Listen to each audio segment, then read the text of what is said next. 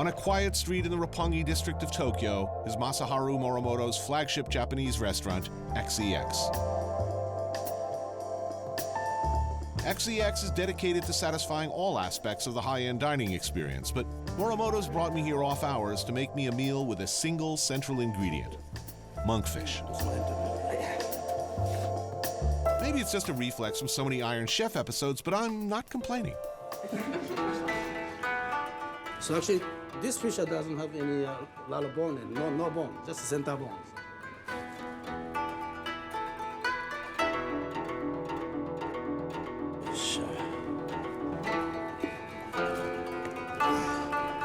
He'll be using every part of the monkfish, but we both know where the good stuff is. Yeah, this is the best part. So the best part, the liver? Yep. So that seems like a foie gras. Just like foie gras. Yes. So everything you can eat. Okay, I'm going to cook for you. Beautiful.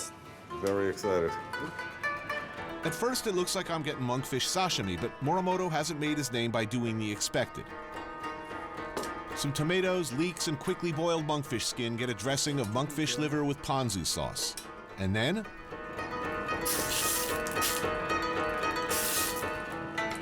Hot oil? Yeah.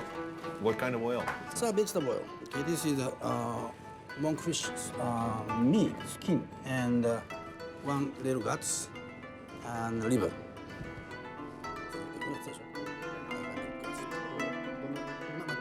Really delicate flavor. Chef, the interplay with the liver is so rich and a fatty flavor, and then the oil and the lean fish that cuts they go against each other in such a beautiful way. Mm. So I'm going to do two more things.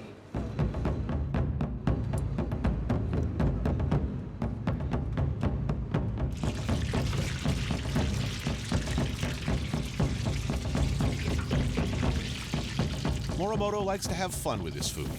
The process isn't that unusual, but I definitely didn't see this end result coming. So this is a Kentucky fried monkfish. A Kentucky fried monkfish? Yes. And Wakame seaweed, bamboo shoot. bamboo shoot. Yes. It's beautiful.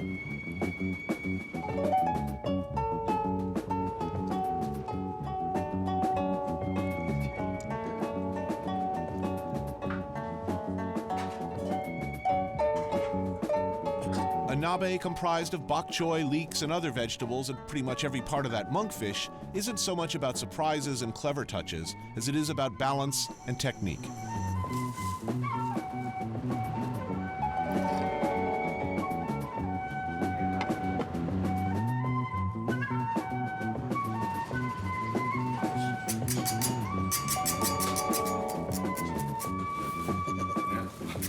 Yeah, this is everything.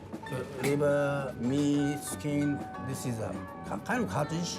Cartilage, very nice. So All together. Yep.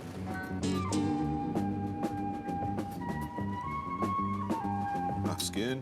So all of the parts we've had so far, all together now. Yes. Flavor, texture, color, always together, yes? This has so many beautiful different textures. A dish as traditional as a fisherman's stew, raised to a level closer to art. Chef, thank you. Thank you very much. Extraordinary. Thank you.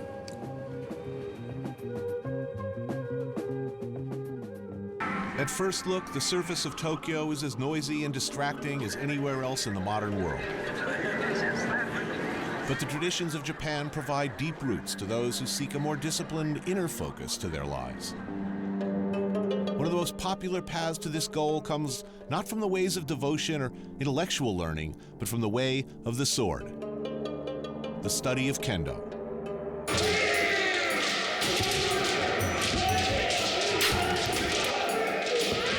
The introduction of the shinai, or bamboo practice sword, in the late 18th century allowed Kendo to be expressed in a more vigorous way than real swords would have allowed. The need to disregard the fear for one's life in the heat of battle found a perfect complement in the teachings of Zen Buddhism for Japanese samurai. They understood that the real goal was the cultivation and mastery of the human character, mind and body. Kendo master Terao Toro has a near legendary status within Japan. observing him teaching at the Nippon Budokan Martial Arts Hall was a rare opportunity. Australian kendo student Alex Bennett described some of the fine points. You'll notice kendo is very noisy, so you're actually screaming out the name of the target that you're striking. So if I was striking the head, I'd go, man, or kote. Though it requires tremendous strength and endurance, obviously, this is not an enterprise. I hesitate to call it a sport about brute strength. That's right. It's all about frontal. A strike to the back, not done. Not done, no. Not only that, once you've made the cut, that's only 50% of it, because after that, there's something called zanshin. So when you make the cut, you go, man. After that, you're going through, you're following through. You're ready to go again. It's not taking anything for granted, and it's also, in a way, showing respect to your opponent, because in usual sports situations, as soon as you get the point, casually away, you're it going would around, be, yeah, I'm the best, I'm the greatest, but you never ever do that in kendo. Whether you win or whether you lose is quite irrelevant. It's how you hold yourself and how you're able to deal with any situation that you're confronted with. So even if you win, you never show it. And even if you lose, you never show it. And just looking at the beauty of the simple thing in front of you is something that's common in all Japanese art, be it calligraphy, be it painting, or be it kendo. Okay, that's a nice sound. How long have you been doing this? 20 years now, yeah. And again, I feel like I'm still a novice. And Toda Sensei is 69? He's 69, yes. Yeah. And I can't touch him at all. Sounds like something out of Star Wars and Yoda, but you know, it's very much like that. And as a Westerner, I find that intriguing. It's something, I mean, how many sports are there in the West which, as you get older, you get so good that you can beat on young athletic students. The point is, before it turns into a physical game, it's really a mind game to start off with. That process with the tips crossing is very important. They were using their swords to feel each other out. Are they tense? Are they relaxed? Are they nervous? What's going on?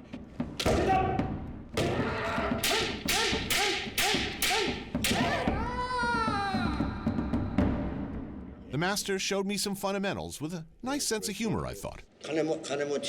Rich man? Just like a rich man.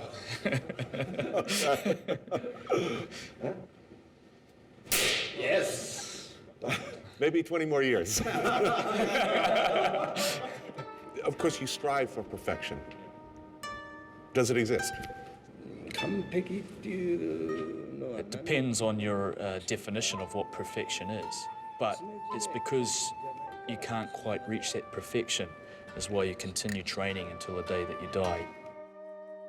Anybody can make 1 or 2 successful strikes in kendo, but did you strike at the optimal moment? You're always looking at these other factors, the whole process, not just the strike itself. So that's where the connection is, by trying to aim for these, you know, the best strike, the best moment, the best opportunity in your kendo training. That becomes a part of your everyday life, as how you hold yourself as a human being as well. And that's ultimately what we're looking for by training in kendo.